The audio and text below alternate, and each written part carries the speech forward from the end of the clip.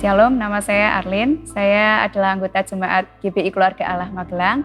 Di sini saya ingin menyaksikan kebaikan Tuhan. Selama 2 tahun ini saya bergumul dengan psikosomatik. Jadi pada intinya sekitar 2 tahun lalu kakak ipar saya meninggal mendadak serangan stroke di usia yang cukup muda, 39 tahun waktu itu, dan sebelumnya tidak ada riwayat sakit apapun. Jadi kita semua benar-benar pada kondisi yang shock waktu itu. Nah, kebetulan saya juga postpartum, jadi pasca melahirkan 3 bulan, kalau dokter bilang mungkin hormon kurang stabil, maksudnya masih penyesuaian dan lain sebagainya.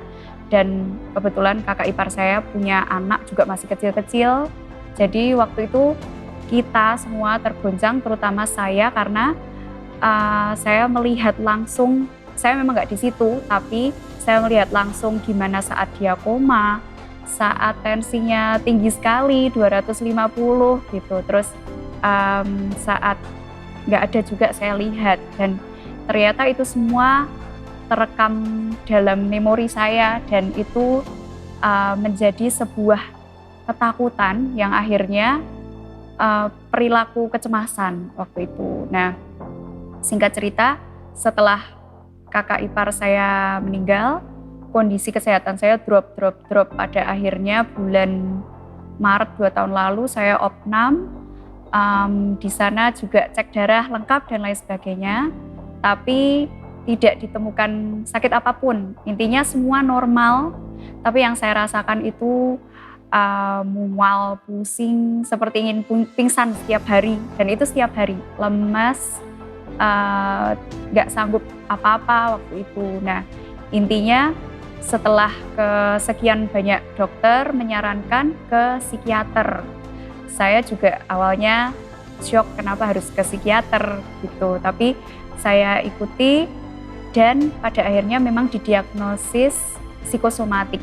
Jadi psikosomatik itu keluhan di tubuh kita sakit, tapi intinya dari pikiran gitu. Jadi saya terapi obat selama 2 tahun ini, puji Tuhan memang membaik. Nah, pada tanggal 24 Juli 2022, PS Jonathan Setiawan itu menyampaikan seri khotbah, intinya tentang menangkal kecemasan. Saya tulis semua ringkasan khotbahnya, bahkan di situ Pak Jonathan juga mengingatkan kepada kita di 2 Timotius 1 ayat 7 bahwa Tuhan memberikan kepada kita bukan roh ketakutan, melainkan roh yang membangkitkan kekuatan, kasih, dan ketertiban gitu. Jadi saya tangkap itu, dan pada akhir sesi khotbah juga Pak Jonathan mengingatkan sesuatu yang merema buat saya, yaitu doa lebih sakti, lebih berkuasa daripada obat penenang. Nah, pada saat itu tindakan profetik yang saya ambil adalah saya ambil bungkus obat, saya potong, terus tempelkan di buku ringkasan itu. Saya doakan, saya imani bahwa saya akan disembuhkan secara sempurna. Jadi tidak ada keluhan-keluhan fisik apapun lainnya lagi gitu.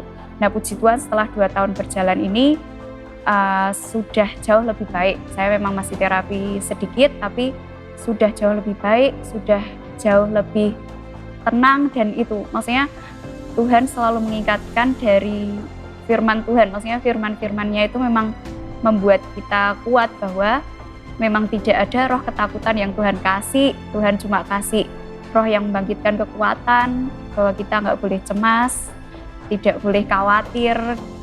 Saya membagikan kesaksian ini dengan tujuan untuk mengajak semuanya untuk tetap berdoa, melekat pada pokok anggur yang benar, dan saat teduh itu sangat penting, karena saat teduh, saat kita berdoa, seperti ada kuasa yang mengalir, dan itu memberikan sukacita yang meluap-luap dan menghilangkan segala rasa ketakutan. Mari menulis ringkasan khotbah, karena dengan kita menulis ringkasan khotbah, saat kita membaca lagi suatu saat, mungkin kita punya pergumulan yang sama, itu seperti mendapat kekuatan yang baru, disegarkan kembali. Jadi kita boleh senantiasa mendapat kekuatan. Demikian kesaksian dari saya. Terima kasih, Tuhan Yesus memberkati.